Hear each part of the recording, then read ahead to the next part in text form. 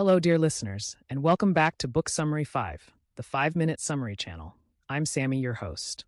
Today, we're diving into Self-Compassion, the proven power of being kind to yourself by Dr. Kristin Neff, published in 2011.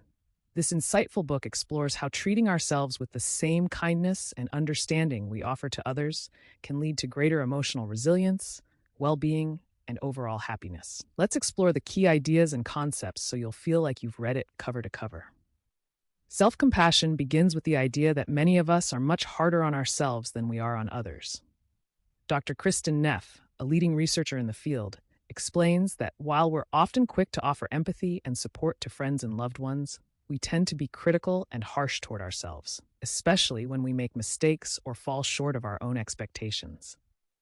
This self-criticism, Neff argues, is not only unproductive, but can also lead to feelings of shame, anxiety, and depression.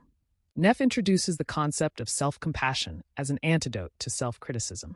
She defines self-compassion as treating yourself with the same kindness, care, and understanding that you would show to a close friend.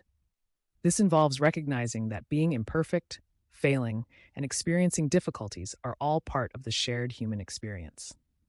Instead of berating ourselves for our shortcomings, Neff encourages us to respond with compassion, offering ourselves warmth and acceptance in times of difficulty. One of the foundational ideas in the book is the combination of self-kindness, common humanity, and mindfulness, which together form the basis of self-compassion. Self-kindness involves being gentle with ourselves when we suffer, fail, or feel inadequate, rather than lashing out with self-criticism. It's about recognizing that we are deserving of care and understanding, just like anyone else. Neff also discusses the importance of common humanity, the recognition that suffering and imperfection are part of the shared human experience. When we face challenges, it's easy to feel isolated, as if we are the only ones struggling. But understanding that we are not alone in our difficulties can help us feel more connected and less ashamed of our struggles. Mindfulness, in the context of self-compassion, involves being aware of our thoughts and feelings without being overly identified with them.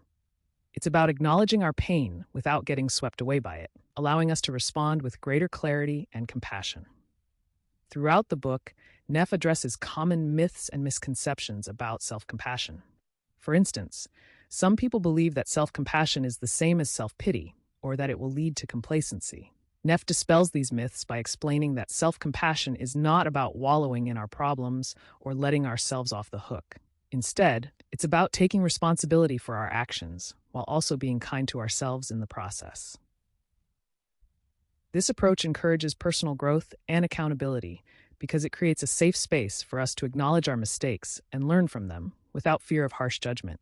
Neff also delves into the science behind self-compassion, sharing research findings that show how it's linked to greater emotional resilience, lower levels of anxiety and depression, and a higher overall sense of well-being. Practicing self-compassion can reduce the negative impact of stress and improve our ability to cope with life's challenges. By activating the body's soothing system, self-compassion helps to reduce the stress response and promote feelings of safety and calm. The book provides practical exercises and techniques for cultivating self-compassion in daily life. Neff includes guided meditations, reflective journaling, and specific practices designed to help develop a more compassionate inner voice. For example, the self-compassion break is a simple exercise that involves pausing during a moment of difficulty to remind yourself to be kind, recognize your shared humanity, and approach your feelings mindfully.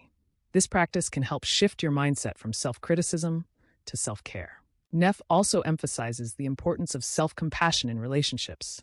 When we are kinder to ourselves, we are more likely to be compassionate and understanding toward others. This can lead to healthier, more fulfilling relationships as we become less reactive and more empathetic in our interactions. Additionally, self-compassion helps us set healthy boundaries, allowing us to care for ourselves while also caring for others. Another key theme in the book is the idea of embracing imperfection.